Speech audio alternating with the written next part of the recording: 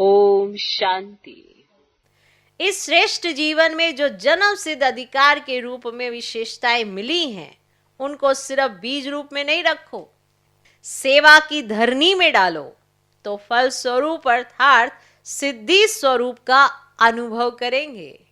जैसे ज्ञान में आने से पहले भी कई विशेषताएं, कई कलाएं होती हैं, और वो सारी कलाएं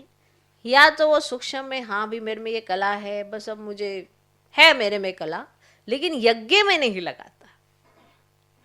मान लो किसी को कारपेंटरी का ज्ञान है,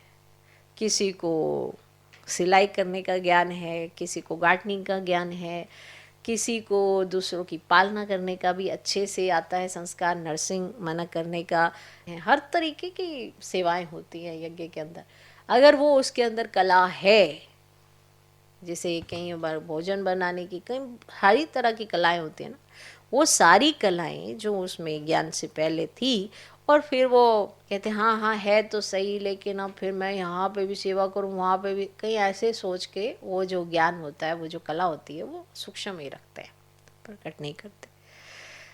तो उसका बीज नहीं बोते। तो यज्ञ में अगर उन सेवाओं को जो आती है उन्हें वो सफल करते हैं, तो उसका फल उन्हें बहुत बहुत बहुत मिलता है ना। फल तो तभी आएगा ना, मान लो किसी को कारपेंटरी का ज्ञान है और वो यज्ञ में इस्तेमाल कर लेता है, तो फिर उसको कितना फल मिलता है, और उसकी वो कला कब वो निखर के और उसका विकास होता जाता है, उसे भी नहीं पता चलता कि मुझे ये सारी चीज़ें पहले तो आती नहीं थी, पहले तो थोड़ा सा ही पता था कि ये कारपेंटरी का ज्ञान किसे कहते हैं, ओके, इसकी थोड़ी नॉलेज थी, लेकिन जैसे ही हाथ डाला, जैसे ही ये सोचा कि ये जो भी आता है मुझे, ये बाबा के यज्ञ में इस्तेमाल होना चाहिए, तो उसका इतना विस्तार हो गया है, इतना विकास हो गया कि उसे सब तरह की नॉलेज हो गई, उसी चीज़ से जुड़ी हुई। इसको कहते हैं सेवा की धरनी में डालो और फिर फल देख लो,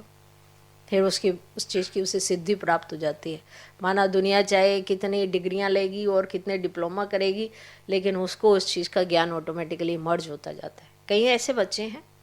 जिन्होंने पढ़ा लिखा नहीं है, इलेक्ट्रॉनिक्स का उनको बहुत अच्छी नॉलेज है, इलेक्ट्रिसिटी की बड़ी अच्छी नॉलेज है, जो पढ़ लिख के भी नहीं आती, लेकिन तजुर्बे से आ गई उन्हें, और बाबा के यज्ञ में सेवाएं देते देते और उनका विकास हो गया है। तो ऐसा होता है, तो वो सिद्धि स्वरूप बन जाते हैं।